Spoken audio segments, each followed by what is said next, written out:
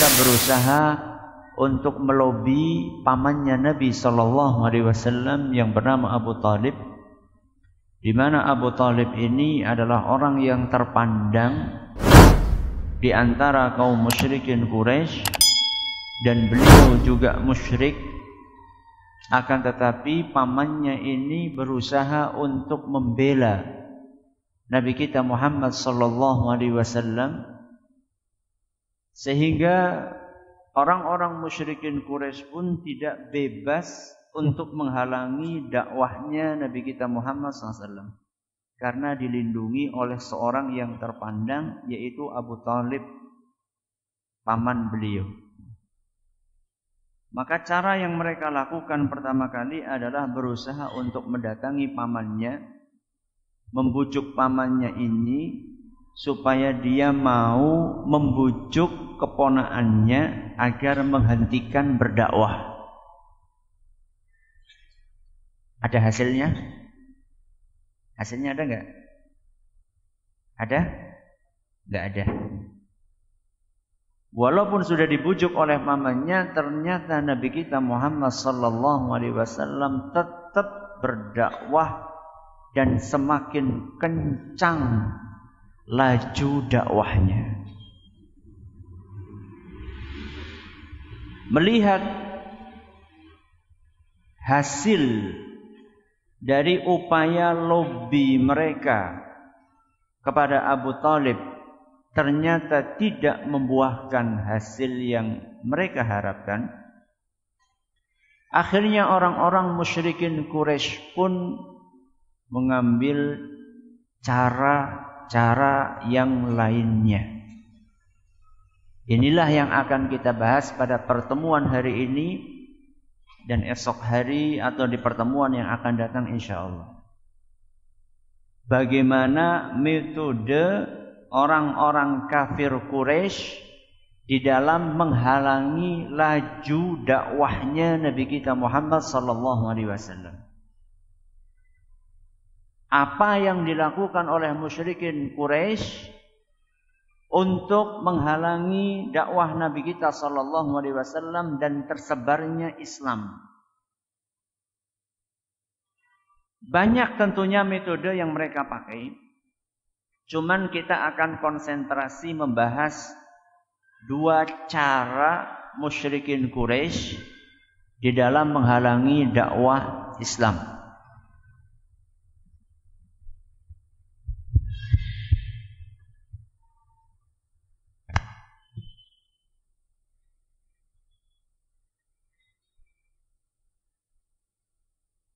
Kita akan bahas berapa cara? Dua. Cara yang pertama yang dipakai oleh musyrikin Quraisy adalah metode cemoohan.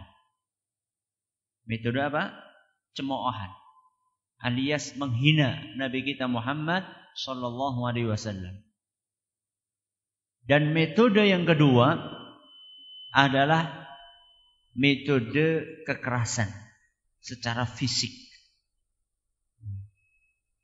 Ini dari sekian metode yang dipakai oleh musyrikin Quraisy untuk menghalangi laju dakwah Islam pada saat itu. Sekurang-kurangnya ada dua metode. Yang pertama adalah metode apa tadi? Cemoohan.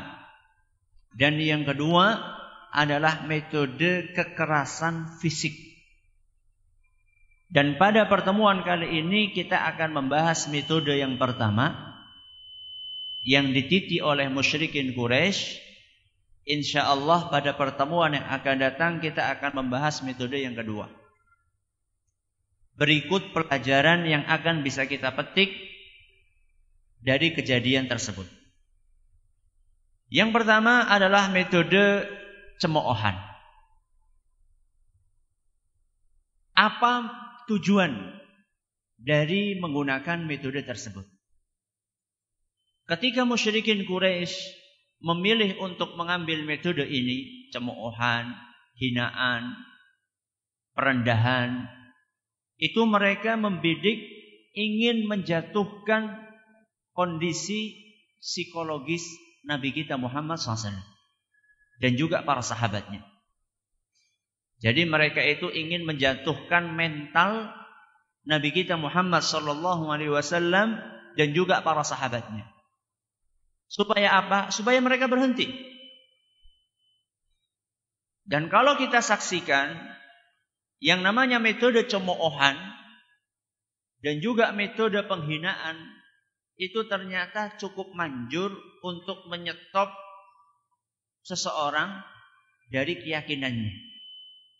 Kalau tidak percaya, tidak sedikit di antara orang-orang yang sudah berpenampilan nyunnah, dia tinggalkan penampilan itu karena apa? Karena apa?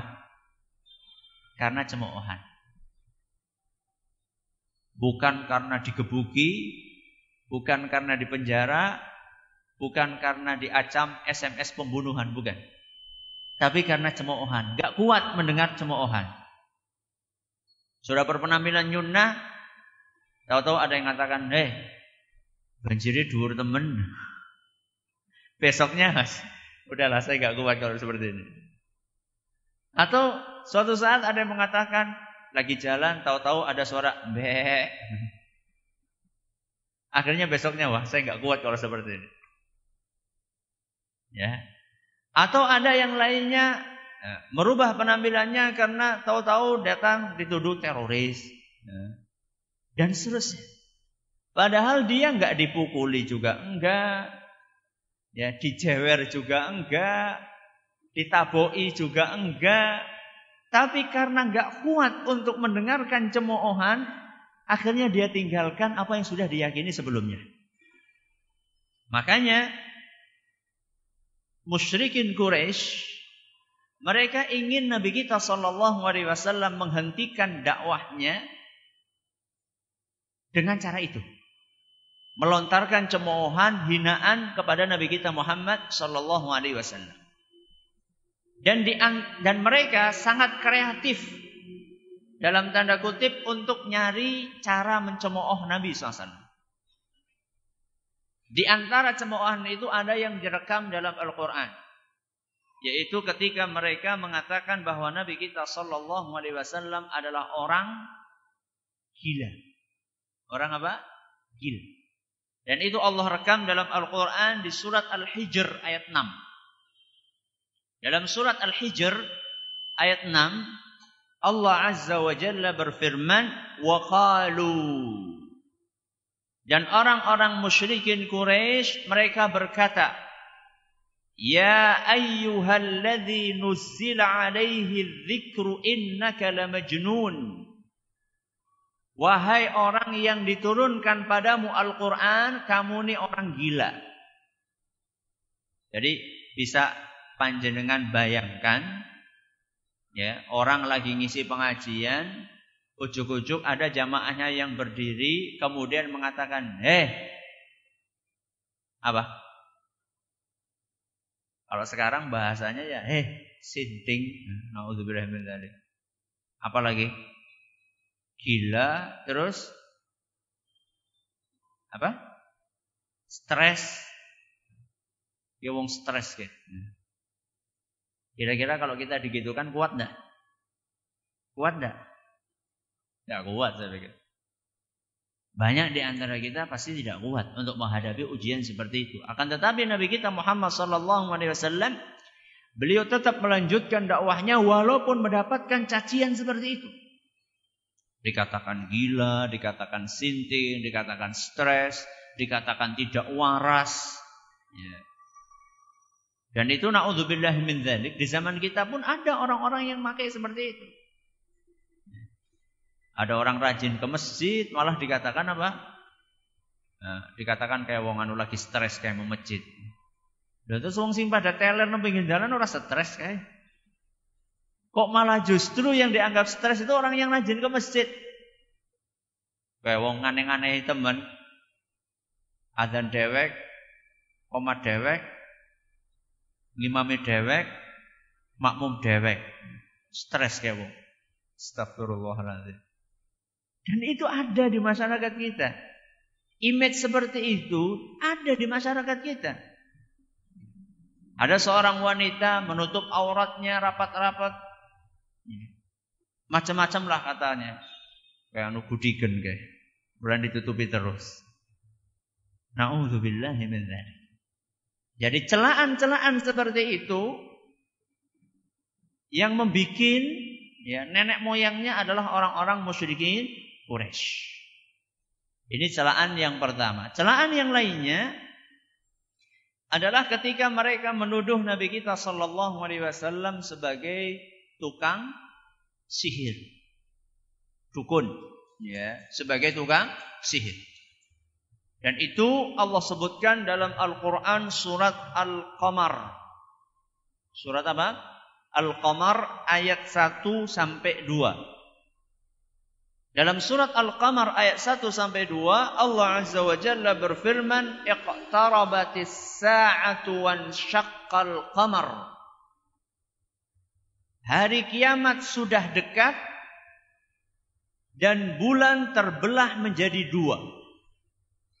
Ini salah satu mukjizat yang Allah berikan kepada Nabi kita Muhammad sallallahu alaihi wasallam agar orang-orang musyrikin percaya dengan kebenaran wahyu yang dibawa oleh Nabi kita Muhammad sallallahu alaihi wasallam. Sehingga di antara mukjizat itu Nabi sallallahu alaihi wasallam memperlihatkan bagaimana bulan bisa terbelah menjadi dua. Dan itu pertanda bahwa kiamat sudah dekat. Tapi lihat apa responnya musyrikin Quraisy. Mereka diceritakan oleh Allah dalam Al-Quran, wa iyyarau ayatan yu'ridu. Setiap mereka dikasih mukjizat, setiap mereka dikasih tanda kekuasaan Allah Azza wa Jalla, mereka tetap berpaling, wa yaqulu sihrum mustamir. Dan mereka akan mengatakan itu sihir. Itu sihir. Sehingga setiap keajaiban yang dibawa oleh Nabi kita Muhammad sallallahu alaihi wasallam selalu dikatakan oleh mereka itu sihir. Sehingga setiap ada orang asing luar penduduk Mekah datang ke Mekah, selalu mereka begitu datang langsung diwanti-wanti, hati-hati. Jangan dekat-dekat sama orang yang namanya siapa? Muhammad. Hati-hati, dia itu tukang sihir. Setiap orang yang duduk di majelisnya pasti kesihir. Karena memang dia itu orator ulung, pintar ngomong, ya, bisa menyihir orang dengan kata-katanya. Sampai ada seorang, saya lupa namanya, ya, seorang penyair, ya. Jadi dia seorang penyair di kaumnya dan dia juga orang yang terpandang di kaumnya. Cuman tinggalnya bukan di Mekah, tinggalnya di luar Mekah. Suatu saat dia pergi ke Mekah, orang baru, wajah baru. Begitu sampai ke Mekah, langsung pembesar Quraisy melancarkan propaganda mereka, menghasut orang tersebut supaya jangan sekali-kali mendekati Muhammad dan jangan sekali-kali mendengar apa yang diucapkan oleh Muhammad. Ditakut-takuti, hati-hati, udah banyak korbannya. Ada yang suami istri cerai, ada yang anak meninggalkan bapaknya, ada yang pokoknya macam-macam lah yang diucapkan oleh mereka. Hati-hati, jangan dekat-dekat, jangan dekat-dekat. Sampai betul-betul orang itu semacam mendapatkan cuci otak bahwa Muhammad ini adalah musuh nomor wahid. Akhirnya betul, ya. Saat itu dia pengen tawaf di sekeliling Ka'bah, dan ketika tawaf di sekeliling Ka'bah dia melihat ada orang, ya, yang ciri-cirinya seperti apa yang disebutkan oleh musyrikin Quraisy. Maka di dalam hatinya, benar nih, ini dia orangnya ini, Muhammad. Saya nggak mau mendengarkan kata-kata dia. Langsung dia sumpel telinganya dengan, ya apalah namanya, kapas atau kapuk. Yang penting disumpel supaya nggak dengar sedikit. Akhirnya betul dia sumpel telinganya, kemudian dia tawaf dan sama sekali tidak mendengar. Keesokan harinya seperti itu, keesokan harinya seperti itu. Tapi lama-lama dia berpikir, aku kok ya bodoh banget ya. Saya kok kayak orang dungu. Diomong seperti itu kok ya percaya. Saya kan bisa membedakan mana yang benar, mana yang salah. Saya kan orang yang pintar, saya kan intelek. Saya kan orang yang terpandang. Masa sih saya bisa tersihir sama seorang pemuda yang bernama Muhammad ini? Akhirnya keesokan harinya dia copot itu apa? Kapas dari telinganya. Dia tetap saja tawaf sambil dia dengarkan apa yang disampaikan oleh Nabi kita Muhammad SAW. Begitu dia mendengarkan apa yang dibaca oleh Nabi SAW dari Al-Quran, betul. Yang terjadi dia apa? Terjadi apa? Kena sihir, betul. Nah, dalam tanda kutip, betul dia dengarkan. Loh, masa kayak gini tukang sihir? Gak mungkin kayak gini tukang sihir. Ini perkataannya bagus. Ini perkataannya baik. Akhirnya mendekati Nabi kita Muhammad SAW. Kemudian dia bertanya kepada Rasul SAW. Setelah itu dia setelah mendengarkan dan dia yakin bahwa itu benar, dia kembali meninggalkan Nabi kita Muhammad SAW menuju ke orang-orang Quraisy. Dan saat itu orang-orang Quraisy mereka mengatakan ini udah kena ini. Wajahnya udah beda ini. Ya.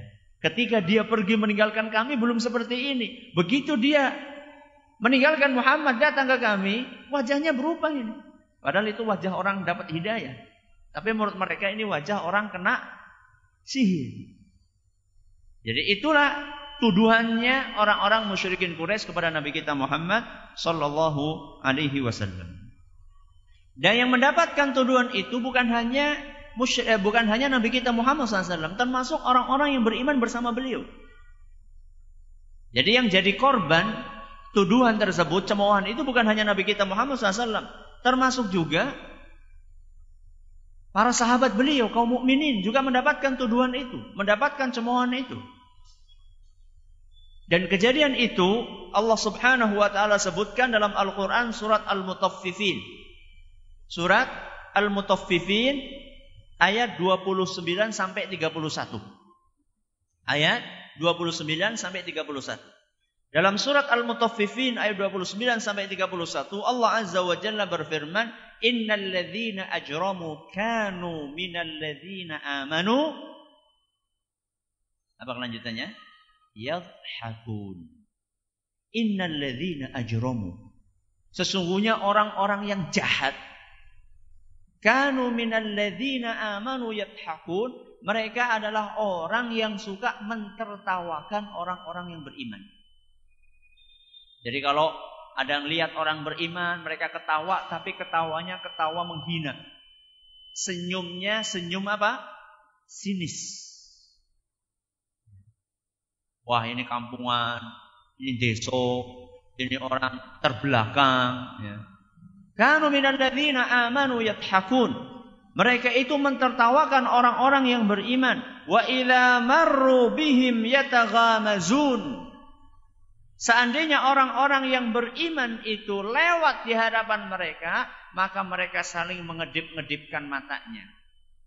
Maksudnya apa? Menghina lagi. Krisik-krisik. Ada teroris lewat. Dan itu kadang-kadang sampai orang awam pun juga seperti itu. Pengamen kadang-kadang, sebagian, enggak semuanya. Kalau ada akhwat pakai cadar, ya lagunya langsung berubah itu. Jadi apa? Ninja Hattori apa itu. Ya. Dulu ketika saya masih kuliah itu ingat itu. Kuliah di Madinah ketika liburan sama kakak lagi jalan belanja gitu.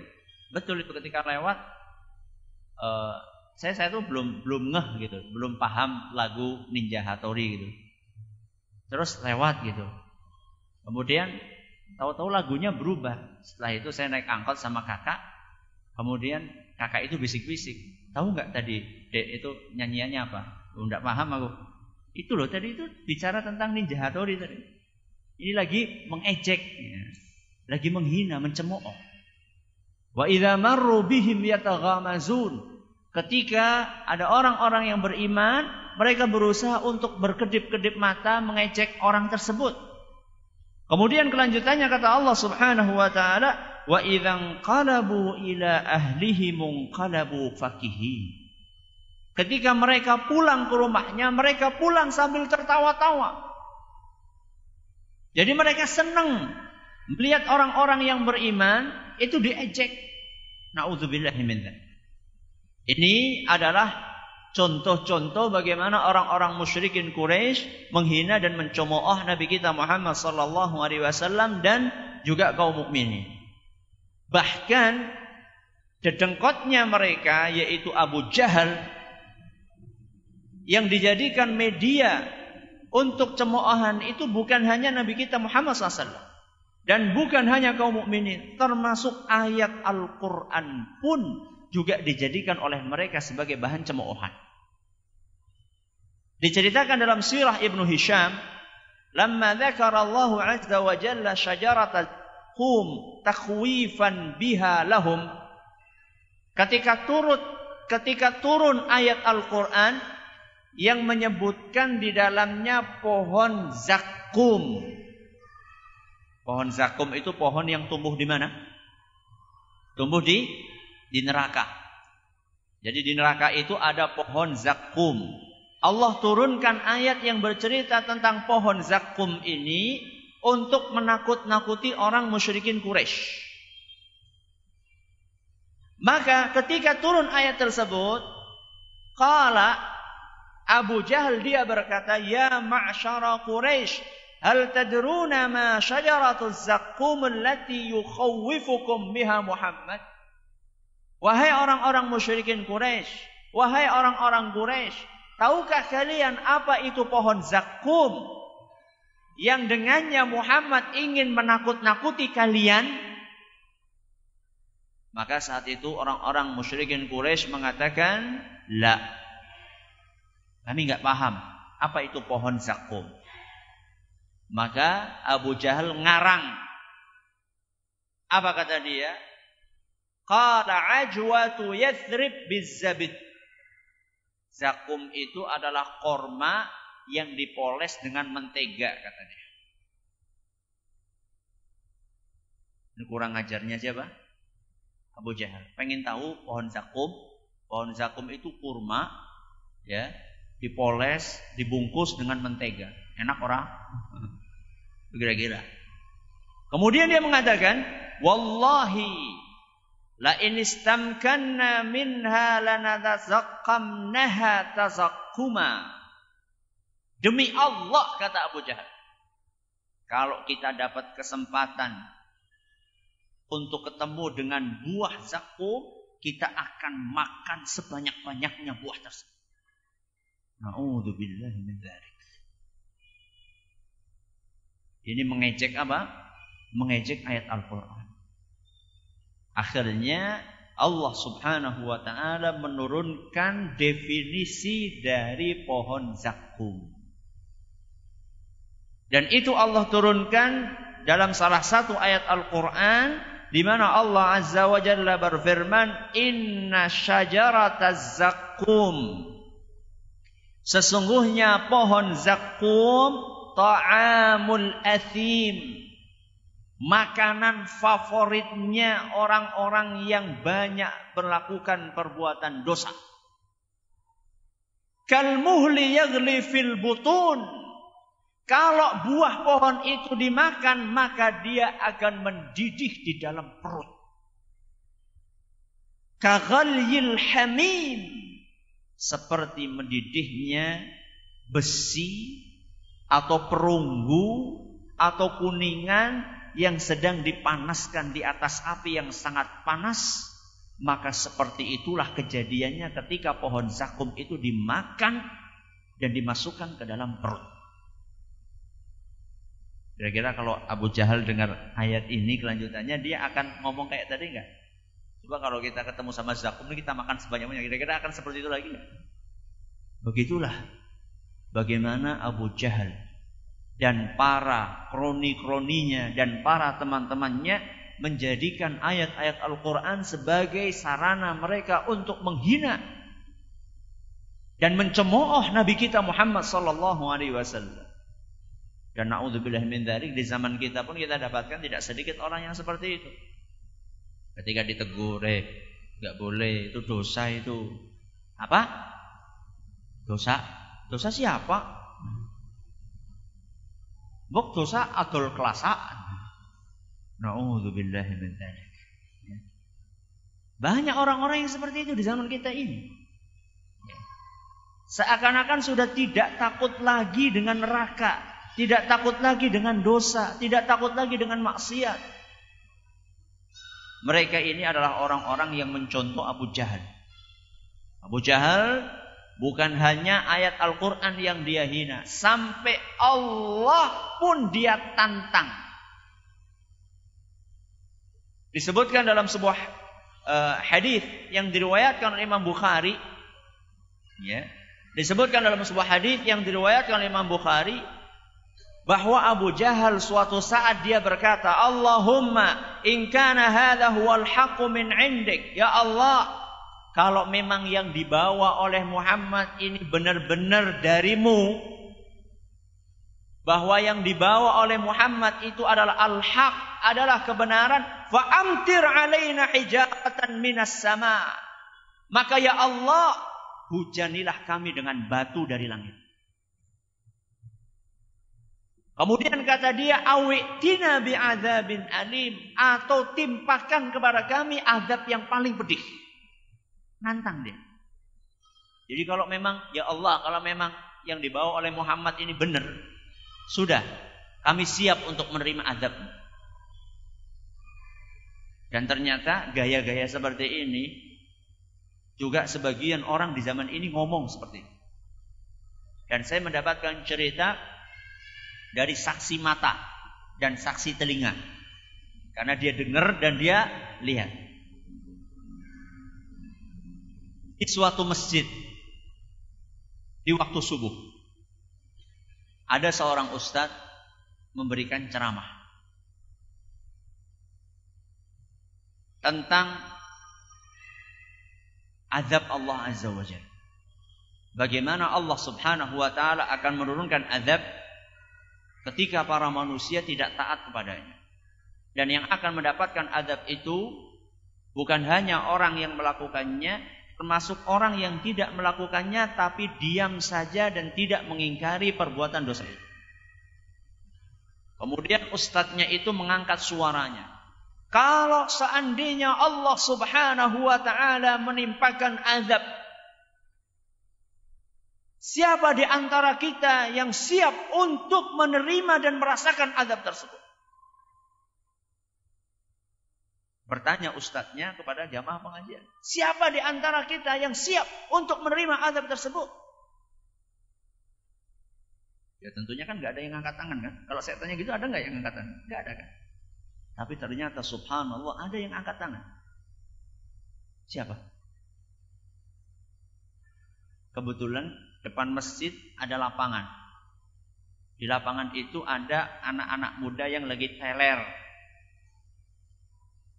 Semalaman mereka minum sampai subuh belum pulang. Mereka dengar pertanyaannya Ustaz tadi.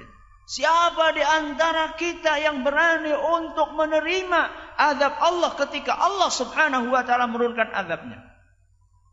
Anak-anak muda itu mendengarkan pertanyaan siapa, langsung semuanya berdiri. Nyong. Dan ini dilihat, didengar oleh seorang yang cerita kepada saya bahwa dia melihat dengan mata kepalanya sendiri anak-anak muda itu mengatakan seperti itu. Panjenengan pikir yang berani ngomong kayak gitu cuma Abu Jahal? Ada. Tapi nggak tahu mereka sadar nggak ngomongnya itu. Ya, naudzubillahi min dzalik. Baik. Sekarang timbul pertanyaan. Allah Subhanahu wa taala menurunkan hujan batu kepada Abu Jahal enggak? Nah, menurunkan enggak? Enggak kan? Enggak. Padahal sudah ditantang sama Abu Jahal. Gimana coba? Kan ada sebagian orang seperti itu. Ada sebagian orang seperti itu. Sebagian orang mengatakan, "Di jere ana siksa dening nang kampung kene, ora pada salat nganti sprene, panen dia tetap akeh." Mana buktinya? Katanya, kalau misalnya kita ini tidak sedekah, maka rezeki kita akan habis. Mana buktinya? Itu malah orang nggak pernah sholat, jadi malah orang kaya nomor sekian menurut majalah Forbes. Mana buktinya? Maka Allah Subhanahu wa taala melanjutkan firman-Nya dalam Al-Qur'an. Allah Azza wa Jalla berfirman, "Wa ma kana Allahu liyu'adzibahum wa anta fihim." Allah sekali-kali tidak akan menyiksa mereka selama engkau wahai Muhammad masih ada di antara mereka. Itu sebabnya. Jadi kenapa Nabi kita Muhammad kenapa Allah Azza wa Jalla tidak menurunkan hujan batu? Karena Nabi kita Muhammad SAW masih berada di antara mereka. Wa ma kana Allahu liyu'adzibahum wa anta fihim. Allah tidak akan menimpakan azab kepada mereka selama engkau wahai Muhammad masih hidup di antara mereka. Jadi ini penghalang turunnya azab karena Rasul SAW masih hidup. Sekarang pertanyaannya, Rasul masih hidup? Ayo kok. Rasul sudah meninggal dunia. Terus bagaimana? Apalagi yang bisa menghalangi azabnya Allah Azza wa Jalla? Kelanjutannya Allah Subhanahu wa taala mengatakan, "Wa ma kana Allahu mu'adzibahum wa hum yastaghfirun." Dan juga Allah tidak akan mengazab mereka selama mereka memperbanyak istighfar. Memperbanyak mengucapkan astaghfirullah, astaghfirullahal azim. Astaghfirullahal azim alladzi la ilaha illa huwal hayyul qayyum wa atubu ilaih. Maka kalau panjenengan hidup di kampung, di RT, di RW yang di dalamnya banyak maksiatnya dan panjenengan belum bisa pindah dari kampung tersebut, sudah mengingatkan tapi tetap saja mereka melakukan, kalau panjenengan pengen selamat dari azab Allah, perbanyak apa? Istighfar. Bisa jadi dengan istighfarnya panjenengan ini Allah Subhanahu wa taala tidak menimpakan azab kepada orang-orang itu. Jadi seharusnya para ahli maksiat itu seharusnya berterima kasih kepada orang yang tadi adzan dewek, qomat dewek, imame dewek, makmum dewek. Seharusnya berterima kasih. Mungkin saja kampung itu enggak diazab sama Allah karena masih ada yang sholat. Walaupun cuma satu orang. Kadang-kadang kesebelasan. Kadang-kadang kesebelasan. Ya, cuma 2 orang saja. Itu pun yang adzan nun sewu orang yang sudah nopo? Yang sudah batuk-batuk kalau adzan.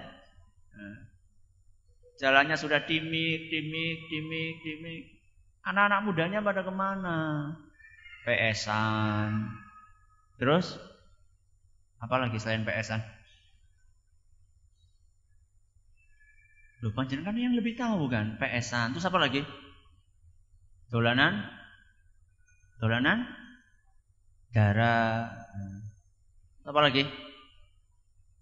Nah, itu anak-anaknya. Main gaple. Na'udzubillahi min dzalik. Maka ini diantara bentuk celaan yang dilakukan oleh Abu Jahal dan teman-temannya. Nah sekarang, apakah cemoohan itu ngefek? Apakah cemoohan itu ada efeknya? Tentu ada. Nabi kita Muhammad SAW seorang manusia. Dan beliau juga merasa sakit dengan cemoohan itu. Siapa bilang Nabi kita SAW tidak tersakiti hatinya? Aisyah radhiyallahu anha pernah bertanya kepada Nabi kita Muhammad sallallahu alaihi wasallam, "Ya Rasulullah, hal ata 'alaika yaumun kana ashad min yaumi Uhud?" Wahai Rasul, apakah engkau pernah mengalami suatu kejadian yang lebih menyakitkan dari kekalahan kaum muslimin di perang Uhud? Ini pertanyaan spesifik dari Aisyah radhiyallahu anha. Dari seorang yang sangat cerdas, Ummul Mukminin.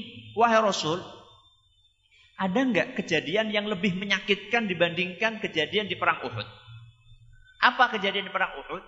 Paman beliau yang sangat beliau cintai meninggal dunia. Siapa itu? Hamzah. Hamzah bin siapa? Bin pamannya Nabi SAW. Hamzah bin Abdul Muttalib. Hanya beliau yang meninggal? Oh enggak. Ada 70 sahabat Nabi SAW yang meninggal. Hanya itu Nabi SAW selamat? Enggak. Nabi SAW sampai berdarah-darah. Ya. Sampai topi besi beliau pecah karena dilempar batu besar. Dan sebagian besinya itu menancap di pipi beliau SAW. Gigi beliau juga ada sebagian yang rontok. Ditanya sama Aisyah radhiyallahu anha, wahai Rasul, ada enggak kejadian yang lebih menyakitkan dibandingkan kejadian di perang Uhud? Maka Nabi kita sallallahu alaihi wasallam mengatakan, iya wahai Aisyah.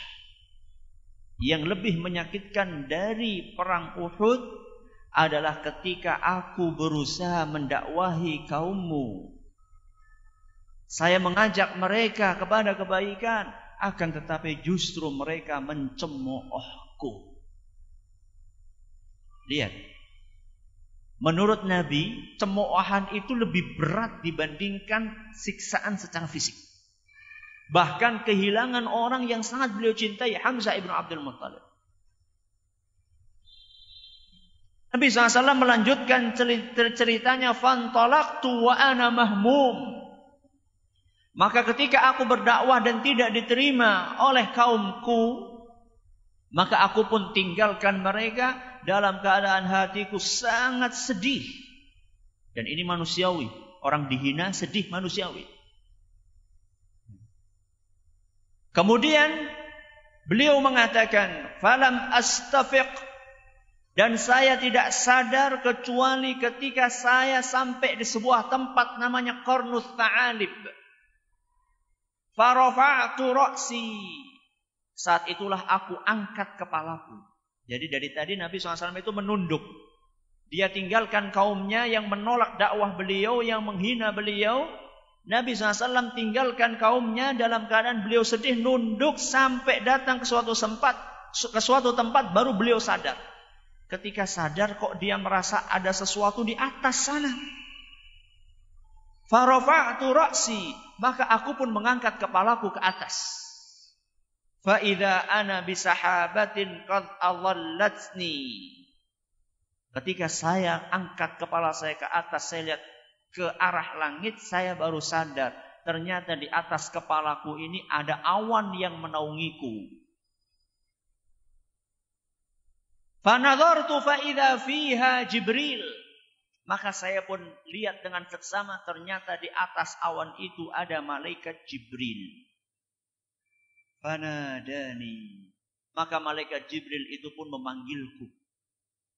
Faqal, dia berkata, innallaha qad sami'a qawla qaumika wa ma raddu alaik. Wahai Muhammad, aku dikirim oleh Allah Subhanahu wa taala datang ke sini untuk memberitahu engkau bahwa Allah Subhanahu wa ta'ala telah mendengar ucapan kaummu dan respon mereka ketika engkau ajak mereka untuk memeluk agama Islam. Wa qad ba'atha ilaika malakal jibali lita'murahu bima syi'ta fihim. Dan Allah Subhanahu wa ta'ala sudah mengutus malaikat gunung. Malaikat yang tugasnya ngurusi gunung. Bukan Ki Sapu Jagat, bukan. Jadi ada malaikat khusus yang memang ngurusi gunung. Segala sesuatu yang urusannya dengan gunung ditugaskan kepada malakul jibal, malaikat gunung. Ya malaikat penjaga gunung atau malaikat ngurusi gunung, pokoknya malaikat gunung. Ya. Allah Subhanahu wa ta'ala telah mengutus malaikat gunung ini lita'murahu bima syi'ta fihim. dia siap untuk menerima instruksi darimu apa yang harusnya dia kerjakan untuk menghukum kaummu itu. Qala fanadani malakul jibali fasallama alayya thumma qala. Tahu-tahu datang malaikat gunung. Dia memanggilku, kata Nabi Muhammad SAW, dan mengucapkan salam kepadaku. Assalamualaikum. Setelah mengucapkan salam, Nabi kita SAW menjawab. Kemudian malaikat gunung itu mengatakan, Ya Muhammad, innallaha qad sami'a qawla qaumika wa ana malakul jibal. Wahai Muhammad, Allah sudah mendengar cemoohan kaummu kepadamu. Dan aku adalah malaikat gunung. Wa qad ba'athani rabbuka ilaika lita'murani bi amrik. Dan Allah sudah utus aku untuk siap menerima perintahmu apapun yang engkau perintahkan. In syi'ta an atbiqa alaihimul akhsyabain. Kalau kamu mau, wahai Muhammad, detik ini juga aku akan cabut 2 gunung besar dan aku timpakan kepada orang-orang yang tadi mencemoohmu. Tawaran datang. Dari siapa? Malaikat. Saya nggak bisa bayangkan kalau posisi kita di posisi Nabi kita Muhammad sallallahu alaihi wasallam. Nah, kalau posisi kita di posisi Nabi SAW, kira-kira apa jawaban kita? Apa jawabannya? Kepriwe? Iya. Masa cuma iya tok? Mungkin ya mungkin. Jawaban kita, dia kan tadi mengatakan la'at biqan 'alaihimul akhsyabain. Saya akan cabut 2 gunung besar. Saya jatuhkan kepada orang-orang yang tadi menghina. Mungkin jawaban kita kurang loro. Mungkin. Tapi mungkin saja ada di antara kita jawabannya kayak Nabi Muhammad SAW. Mungkin. Sekali lagi mungkin. Ya. Apa jawaban Nabi kita Muhammad SAW? Bal arju. Enggak. Aku justru berharap an yukhrijallahu min aslabihim man ya'budullaha wahdahu wa la yusyriku bihi syai'an. Enggak. Saya justru berharap mudah-mudahan ada anak cucu mereka yang sekarang menghina aku. Mudah-mudahan ada anak cucu mereka yang mau beriman kepada Allah dan tidak mempersekutukannya dengan suatu apapun.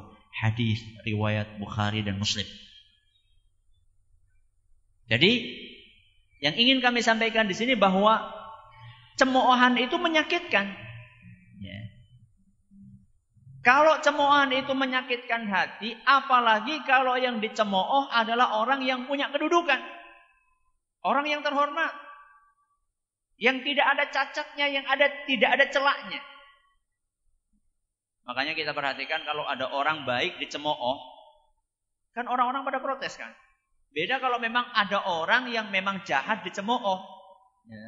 Beda, responnya beda masyarakat. Ada orang baik, terkenal jujur, ditudung macam-macam, orang akan protes.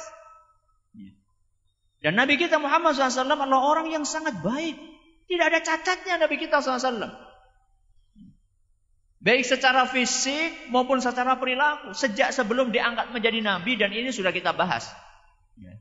Sejak beliau sebelum diangkat menjadi nabi, beliau SAW orang yang terjaga, orang yang maksum.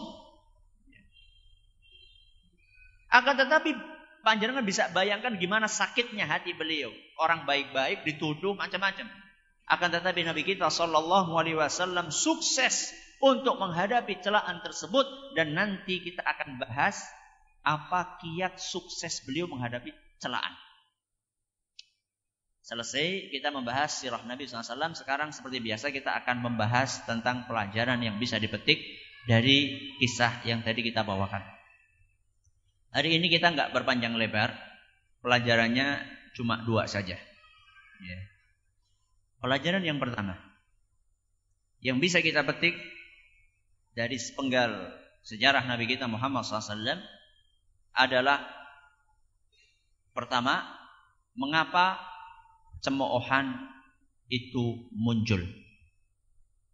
Ini pertama.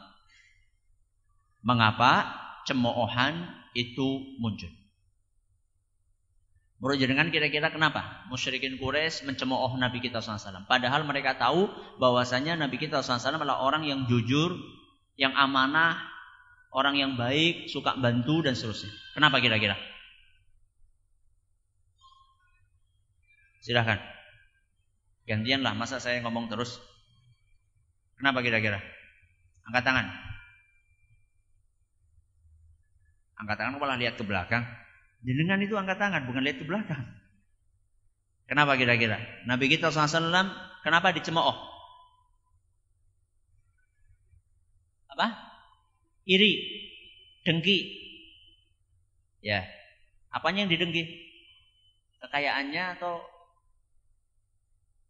bagus? Ada yang lain? Ya. Agak keras. Ingin menghentikan dakwah Nabi SAW. Bagus. Ada yang lain?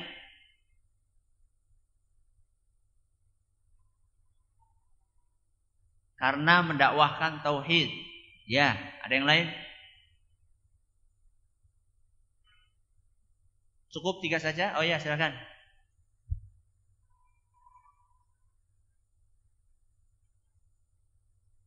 Mendakwahkan sesuatu yang bertentangan dengan apa yang umum di masyarakat.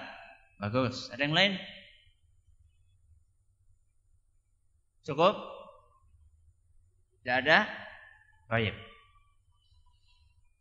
Kalau ada 2 orang berselisih pendapat.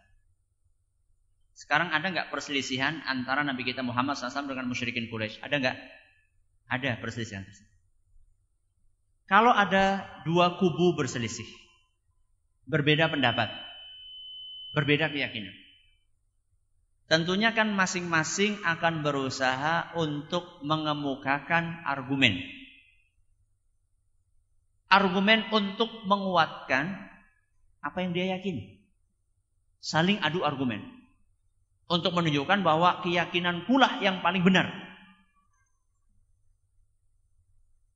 Nah sekarang, ketika ada adu argumen tersebut, kira-kira kalau ada salah satu di antara 2 kubu itu yang terdesak,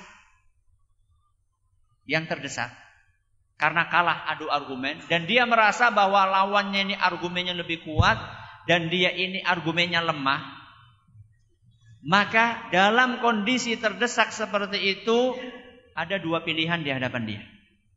Berapa pilihan? 2 pilihan. Pilihan yang pertama, dia akan nyerah dan mengaku salah. Ini pilihan yang pertama. Dan ini dilakukan nggak sama musyrikin Quraisy? Hah? Nggak. Sorry ya, gengsi. Pilihan yang pertama ini biasanya diambil oleh orang-orang yang beriman. Ya, ketika diskusi ternyata lawannya lebih kuat argumennya, dia nyong aku salah wis. Ya. Ini adalah kalau terdesak, maka langkah yang pertama, pilihan yang pertama, dia akan ngaku, ya sudah saya ngaku salah dan saya menyerah. Kamu yang benar. Pilihan yang kedua, ketika orang terdesak karena kesombongannya, dia akan tetap terus melanjutkan perdebatan itu, melanjutkan perselisihan itu. Ketika dia melakukan dan tetap melanjutkan perselisihan itu, maka ada 2 cara di hadapan dia untuk melanjutkan perselisihan itu. Cara yang pertama adalah dengan kekuatan, dengan power, dengan paksaan. Manakala punya kekuatan. Kalah, gebuki. Ini kalau orang kehabisan kehabisan akal, maka dia pakai apa? Okol. Tahu okol enggak? Apa okol? Kekuatan. Ya. Jadi otaknya sudah habis, tinggal apa? Tinggal pakai pukulan. Ya, marah gitu kan, diskusi. Dan ini biasanya orang-orang yang ilmunya terbatas, ototnya gede gitu. Jadi cuma kuat ototnya, ilmunya terbatas. Kalah, kebugi kancane. Diskusi kok gede bugi. Ini adalah cara yang pertama. Cara yang kedua, kalau dia nggak punya kekuatan, maka dia akan mengambil cara yang kedua, yaitu ejekan, cemoohan. Dan itulah yang dilakukan oleh musyrikin Quraisy. Dua-duanya mereka pakai. Kenapa mereka sampai mencemooh? Karena mereka terdesak, tidak bisa melawan argumen Nabi kita Muhammad sallallahu alaihi wasallam. Nabi SAW kan segala sesuatunya pakai argumen, pakai dalil. Ya, menyembah Allah alasannya ini, meninggalkan kesyirikan alasannya ini, meninggalkan perzinaan alasannya ini. Dan setiap menyampaikan sesuatu selalu pakai argumen dan dalil. Sedangkan musyrikin Quraisy alasannya cuma inna wajadna aba'ana, bae biyen kayak kiye. Itu saja alasannya. Dikit-dikit mereka, loh kenapa seperti ini? Bae biyen kayak kiye. Kenapa kayak gini? Loh sudah dari dulu. Ini warisan nenek moyang. Gak punya alasan kecuali itu. Akhirnya dikit-dikit itu, lama-lama kan yang mendengarkan kan bosen. Kawit biyen kayak gue bae alasan orang liyane apa? Akhirnya mereka terdesak. Karena terdesak, mereka punya dua pilihan. Dan mereka gak mau ngaku. Gak mau ngaku kalah, gengsi lah. Masa Abu Jahal, Abu Lahab, kemudian siapa? Dedengkotnya musyrikin Quraisy. Masa kayak kami ini kalah sama anak kecil seusia Muhammad SAW. Maka akhirnya mereka mengambil dua langkah itu. Dengan kekerasan. Dan nanti akan kita bahas ini pada pertemuan yang akan datang. Dan dengan cemoohan. Dan itulah yang sedang kita bahas pada saat ini. Dan model-model seperti ini selalu dilakukan oleh ahlul batil dimanapun mereka berada. Dan kapanpun mereka ada. Kata Imam Ibn Qayyim Al-Jauziyah. Di dalam kitab beliau Jala'ul Afham. Beliau mengatakan wahadha sya'nul mubtilin. Inilah cara yang selalu dipakai oleh ahlul batil. Idza ghulibu wa qamat 'alaihimul hujjah hammu bil 'uqubah. Setiap mereka kalah, argumennya kalah, mereka selalu mengambil cara kekerasan fisik. Kama qala Fir'aun li Musa alaihi salam, kama qala Fir'aun li Musa alaihi salam.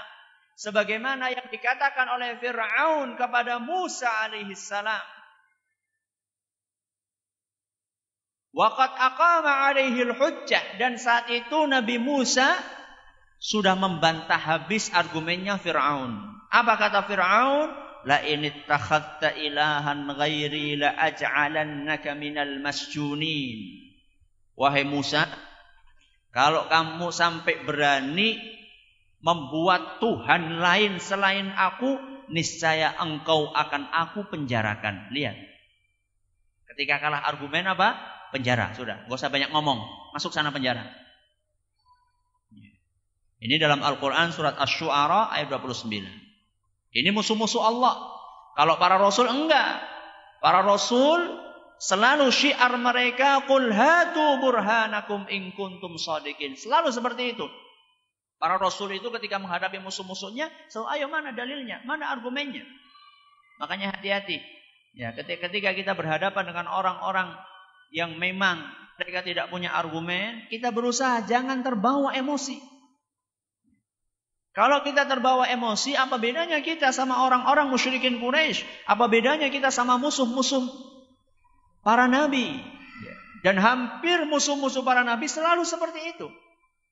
Contoh misalnya kaumnya Nabi Nuh alaihissalam. Ketika mereka kalah adu argumen sama Nabi Nuh, apa yang mereka katakan? Qalu la illam tantahi ya Nuhu latakunanna minal marjumin. Wahai Nuh, kalau kamu enggak menghentikan dakwahmu, tak rajam kamu. Lihat. Apa itu rajam? Rajam itu dilempari dengan batu sampai mati. Itu rajam. Jadi ketika mereka sudah enggak punya argumen, akhirnya dengan kekerasan. Ini dalam Al-Quran surat Asy-Syu'ara ayat 116. Nabi Ibrahim juga seperti itu. Bapaknya Nabi Ibrahim. Siapa nama bapaknya Nabi Ibrahim? Siapa? Azar. Apa profesinya? Tukang pembuat Tuhan mereka. Ya, Tuhan kok digawe? Kan lucu. Ya. Tuhan dibikin. Yang bikin Tuhan siapa? Manusia. Setelah itu manusia nyembah yang dia bikin. Itu kan ajib itu. Aneh bin ajaib. Ketika dinasehati pelan-pelan, ya abadi, dinasehati dengan cara yang baik. Akhirnya bapaknya ini sudah kehabisan argumen menghadapi anaknya Ibrahim. Apa katanya? Qala araghibun anta an alihati ya Ibrahim? Apakah kamu sudah mulai enggak suka dengan Tuhan-Tuhanku wahai Ibrahim? La illam tantahi la arjumannaka wahjurni maliya. Kalau kamu enggak berhenti ngomongi aku dalam masalah ini, tak rajam kamu. Sama dengan kaumnya siapa tadi? Nabi Nuh alaihi salam. Ya. Wahjurni maliya, dan sudah biarkan aku. Gak usah kamu ngomong banyak-banyak sama aku. Ini dalam Al-Quran surat Maryam ayat 46. Nabi Syu'aib juga sama. Kaumnya Nabi Syu'aib juga seperti itu. Qalu ya Syu'aibu ma nafqahu katsiran mimma taqul. Wahai Syu'aib, kami ini gak mudeng apa yang kamu sampaikan. Ya. Gak usah banyak ngomong, kami ini gak paham dengan apa yang kamu sampaikan. Inna lanaraka fina dha'ifa. Engkau adalah orang yang lemah di antara kami. Walau la rahtuka la rajamnaka wa ma anta alaina bi aziz. Kalau bukan karena pertimbangan kamu punya keluarga yang terhormat, kami sudah rajam kamu wahai siapa tadi? Wahai Syu'aib. Dalam Al-Quran surat Hud ayat 91. Ini adalah kekerasan fisik. Kalau cemoohan, semua nabi dan rasul mendapatkan cemoohan. Semuanya. Ini Allah tegaskan dalam Al-Quran surat Az-Zukhruf ayat 7. Dalam surat Az-Zukhruf ayat 7 Allah Subhanahu wa taala menceritakan wa ma ya'tihim min nabiyyin illa kanu bihi yastahzi'un. Tidak ada suatu nabi pun yang datang untuk mengingatkan kaumnya, melainkan pasti mereka mencemooh nabi tersebut. Semua nabi tanpa terkecuali. Ini pelajaran yang pertama. Mengapa muncul cemoohan? Karena apa tadi? Karena kalah adu argumen. Sekarang pelajaran yang kedua yang terakhir. Bagaimana kita bisa sukses menghadapi cemoohan? Bagaimana kita bisa sukses menghadapi cemoohan?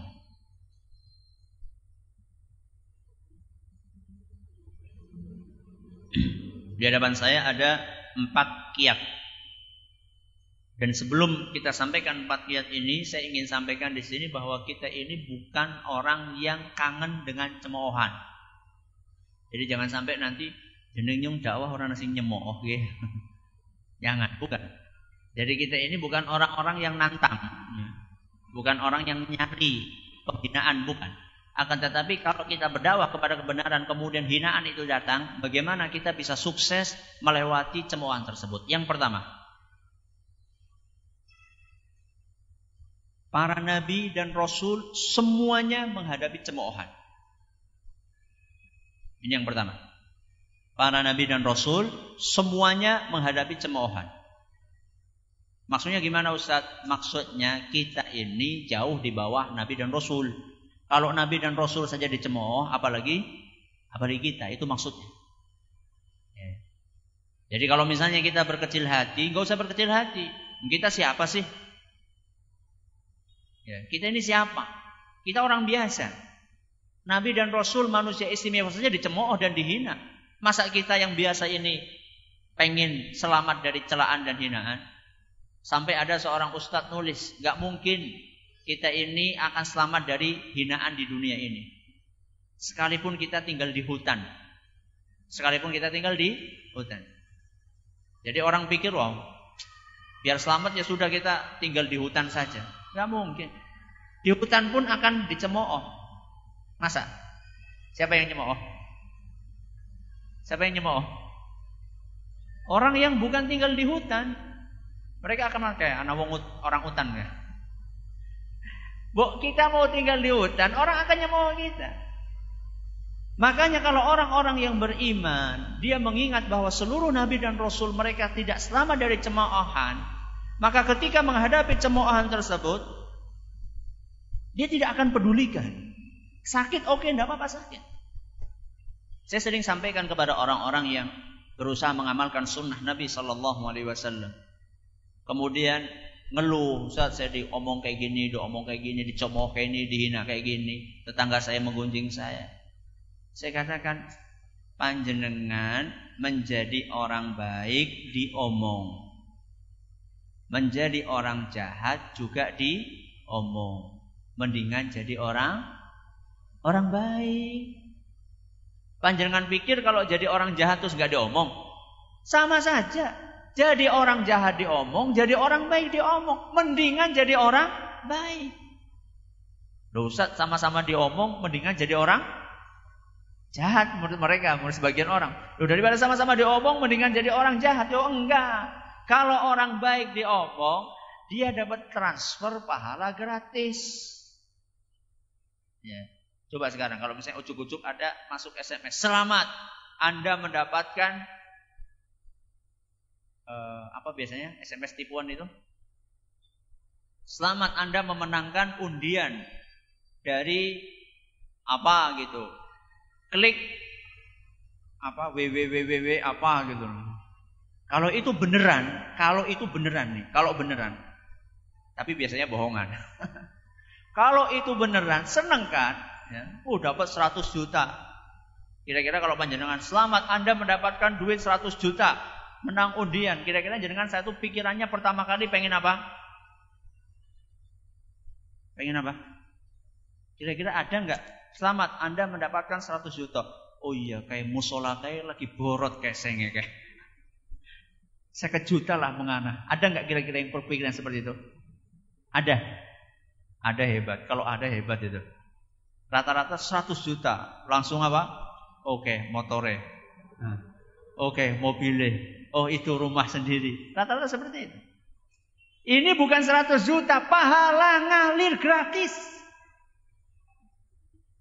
Jadi orang yang baik ketika dicemooh, ketika dicaci, ketika dihina, enak mereka dapat kiriman pahala gratis. Loh Ustaz, masa Ustaz juga dicemooh? Siapa bilang Ustaz gak dicemooh? Siapa bilang orang-orang yang sudah ngaji gak suka mencemooh? Siapa bilang? Kalau orang-orang awam senangnya menggunjing artis, menggunjing bintang film. Kalau orang yang ngaji ikhwan akhwat senangnya gunjing Ustaz. Apa bedanya coba? Apa bedanya? Sama-sama menggunjing. Ya? Jadi jangan pikir kalau sudah ngaji kemudian selamat dari menggunjing orang lain, menghina. Enggak. Bahkan kadang-kadang ada sebagian orang yang sudah ngaji, ya, durasi gunjingnya itu lebih tinggi dibandingkan orang yang belum ngaji. Kalau orang yang belum ngaji kan gunjingnya ketika ada acara apa namanya di televisi itu, apa infotainment atau apa itu yang isinya mengupas apa? Mengupas aib para artis. Mereka paling orang awam nontonnya saat itu saja. Kalau orang yang sudah ngaji sebagian, enggak semuanya. Sebagian dari mereka hari-harinya habis untuk itu. BBM-nya isinya cuma itu tok. WA-nya isinya cuma itu tok. Sebar sana, sebar sini, dapat berita ini belum jelas sebar. Ya. Jadi orang-orang yang dihina enggak usah berkecil hati. Begitu tahu ada orang yang gunjing, apa yang diucapkan? Alhamdulillah, anak kiriman pahala gratis. Ya. Alhamdulillah, dosaku dikurangi. Enjoy, nyaman hidupnya. Tidak selalu menjadikan omongan orang itu sebagai sesuatu yang mengganggu pikirannya. Ini adalah kiat yang pertama. Kiat yang pertama adalah mengingat bahwa seluruh nabi dan rasul mereka juga dihina. Kiat yang kedua,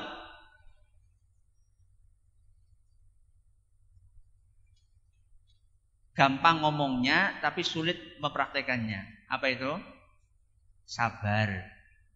S-A-B-A-R. Berapa huruf? 5. Gampang toh? Gampang ngomongnya. Prakteknya gue sing angel. Sabar.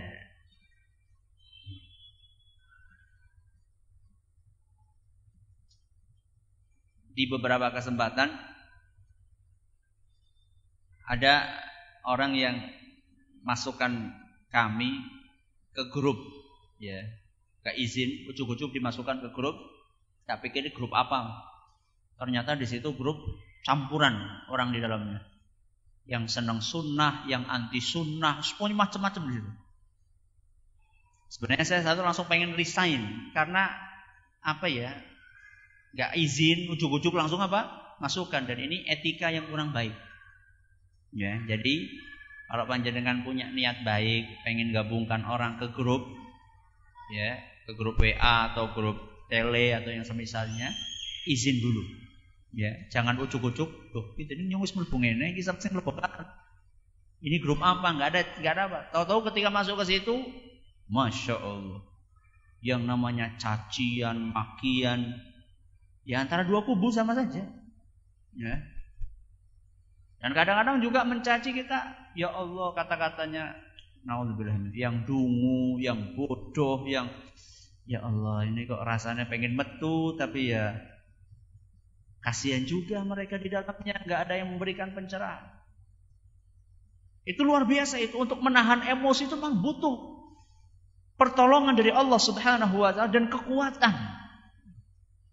Makanya pesannya Allah Subhanahu wa taala kepada Nabi kita Muhammad SAW, isbir ala ma yaqulun. Bersabarlah engkau dengan apa yang mereka ucapkan. Pesan dari Allah Subhanahu wa taala supaya kita bersabar, sabar. Ya. Kemudian Allah Subhanahu wa taala mengatakan, wadhkur abdana Dawud. Allah berkata setelah memerintahkan untuk bersabar, Allah Subhanahu wa taala melanjutkan firman-Nya, wadhkur abdaka Dawud. Ingatlah bagaimana Nabi Dawud alaihi salam.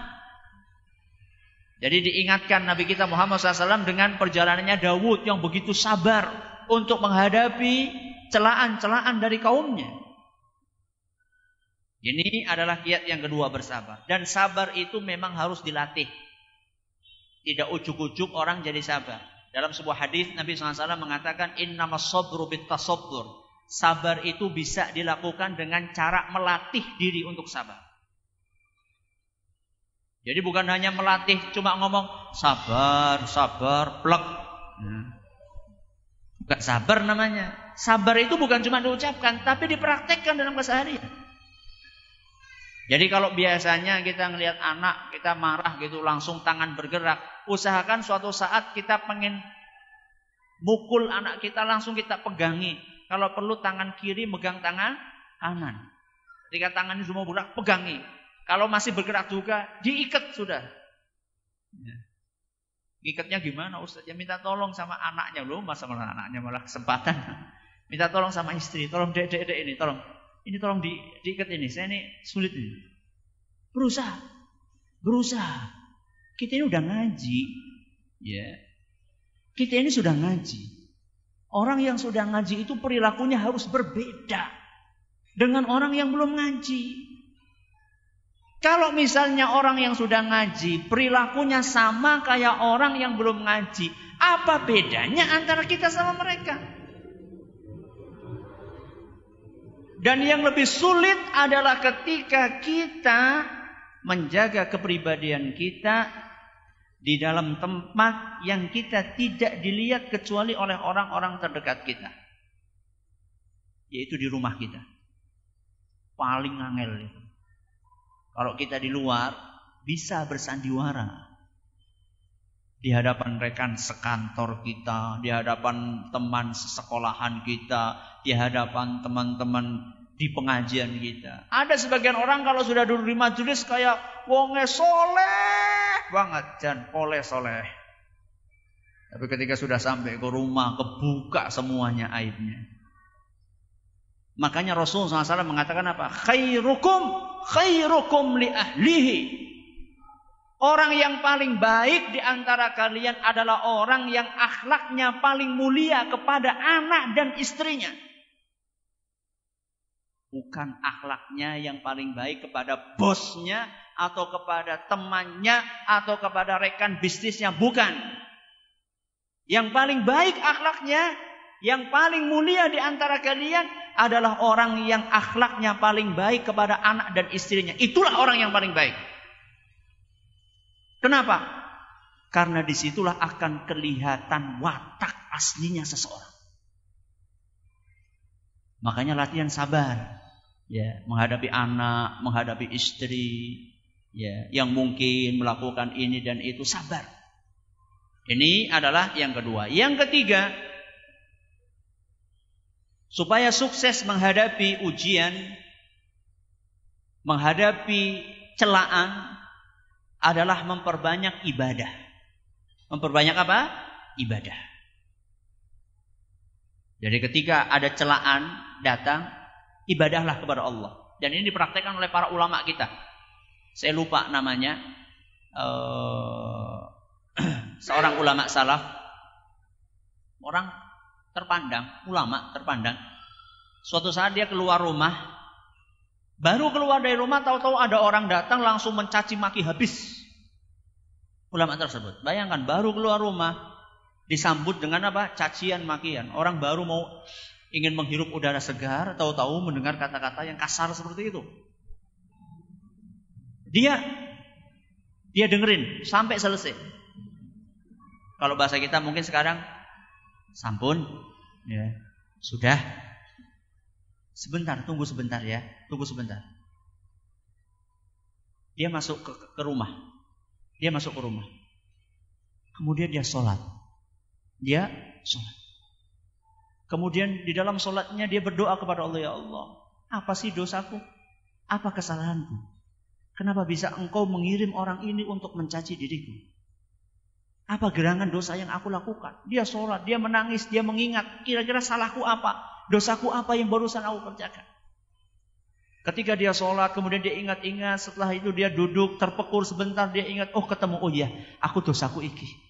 Ya, saya ketemu, saya barusan melakukan. Kemudian dia keluar, matur nuwun ya, wis dia mutaken. Terima kasih. Kamu sudah mengingatkan saya bahwa saya sudah melakukan perbuatan dosa yang saya lupa apa itu dosa. Setelah kamu caci maki aku, baru aku ingat aku telah melakukan perbuatan. Matur nuwun ya, matur nuwun. Wis kanah-kanah, matur nuwun. Ada enggak di antara kita yang seperti itu? Ada? Hebat kalau ada. Ini perintah dari Allah Subhanahu wa taala. Di dalam Al-Qur'an surat Al-Hijr ayat 97 sampai 99. Al-Hijr ayat 97 sampai 99. Allah Subhanahu wa taala berfirman, "Wa laqad na'lamu annaka yadhiqu sadruka bima yaqulun." Sungguh kata Allah, kami tahu persis bahwa hatimu wahai Muhammad terasa sempit ketika engkau mendengar obrolan, omongan, cacian dari orang-orang musyrikin Quraisy. Kami tahu wahai Muhammad, kamu itu hatinya sakit. Dan ini menunjukkan bahwasannya wajar, ya, ketika dihina itu sakit hatinya. Dan Allah tahu Nabi Muhammad hatinya terasa sakit. Terus lihat apa pesannya Allah. Fasabbih bihamdi rabbik. Wahai Muhammad, pesanku kepadamu, bertasbihlah, bertahmidlah, ucapkanlah subhanallah, alhamdulillah, wa kun minas sajidin. Salatlah engkau wahai Muhammad, sujudlah engkau. Jadi ketika kita lagi dihina, dicaci, kita itu disuruh memperbanyak ibadah, memperbanyak zikir, tasbih, tahmid, sujud, sholat. Itu yang diperintahkan. Untuk memburi, golet gobet. Ya. Ketemu gobet, sebelumnya sih tiengan lunga kali, dia apa? Diasah nganti landep. Bukan.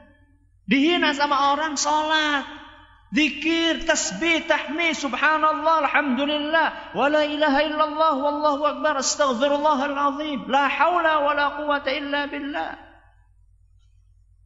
Kelanjutannya Allah Subhanahu wa taala berfirman, wa'bud rabbaka hatta ya'tiyakal yaqin. Beribadahlah kepada Allah sampai datangnya ajal. Ini pesannya Allah.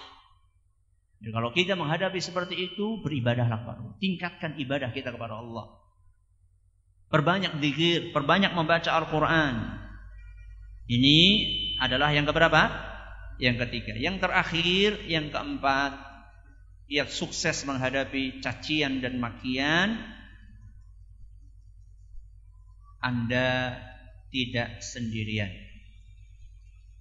Anda tidak sendirian. Artinya ketika kita dicaci sama orang karena kita menyerukan kebenaran dan kebaikan, ingat, kita ini enggak sendirian. Kita ini ditemani sama Allah Azza wa Jalla. Kita ini ditemani sama siapa? Sama Allah Subhanahu wa taala. Makanya di dalam Al-Qur'an Allah Subhanahu wa taala bercerita dalam surat At-Taubah ayat 79. Dalam surat At-Taubah ayat 79 Allah Subhanahu wa taala bercerita, alladzina yalmizunal mutawwi'ina minal mu'minina fis shadaqat. Orang-orang munafik yang mencela kaum mukminin yang rajin bersedekah. Walladzina la yajiduna illa juhdahum fayaskharuna minhum. Orang-orang ini menghina kaum mukminin. Sakhirallahu minhum. Ingatlah bahwa Allah akan menghinakan mereka. Walahum adzabun alim, dan mereka akan mendapatkan siksaan yang pedih. Ini hiburan. Hiburan dari siapa? Hiburan dari Allah untuk mereka yang dicela. Gak usah takut, gak usah sedih. Allah yang akan membalas mereka. Jadi kalian tuh nggak sendirian. Kalian ada Allah Azza wa Jalla. Kalau orang Jawa dulu mengatakan Allah boten sare. Allah tuh nggak tidur. Ya. Jadi gak usah kita itu berusaha, kita gak usah sedih, gak usah bahkan sampai bunuh diri. Dikatakan kulitnya kurang putih saja kendat. Orang yang gak punya kekuatan mental, dan itu bersumber dari kelemahan akidah. Bersumber dari kelemahan akidah. Jadi ini yang keberapa? Yang keempat. Ternyata ada satu lagi bonus ya. Yang kelima, jangan rendahkan diri Anda. Yang kelima apa? Jangan rendahkan diri Anda. Maksudnya, orang-orang yang menghina kita, dia menghina karena gak bisa untuk adu argumen, kalah. Berarti kan dia paham bahwa dirinya itu sudah rendah di bawah kita, sehingga dia gak bisa kecuali menghina. Maka jangan balas menghina. Kalau kita balas menghina, apa bedanya antara kita dengan dia? Itu maksudnya. Jangan rendahkan diri itu maksudnya jangan ikut-ikutan menghina. Itu maksudnya. Jadi kalau dia menghina, anggap saja angin lalu. Saya sering sampaikan ini kepada jamaah. Kalau misalnya panjenengan dihina, antara dua respon. Respon yang pertama panjenengan marah, kemudian balas menghina. Sama respon yang kedua panjenengan dengerin sampai selesai, kemudian panjenengan tanya, sampun, pun, panjenengan pergi. Kira-kira yang lebih menyakitkan buat yang menghina yang mana? Yang pertama apa yang kedua? Pertama apa kedua? Pertama apa kedua? Kedua. Biasanya panjenengan responnya yang pertama apa yang kedua? Sudah tahu yang kedua lebih menyakitkan, malah pilih yang pertama, gimana sih? Orang itu kalau menghina, kemudian kita respon, dia senang nggak? Senang, marah banget, berhasil, sukses. Tapi kalau misalnya kita dihina kemudian kita dengerin, senyum, sampun, nggih sampun, nggih. Matur nuwun, pergi. Wah, itu hatinya, itu sakitnya di mana? Betul-betul itu sakit banget itu. Jadi gak usah peduli. Orang menghina, anggap saja angin lalu.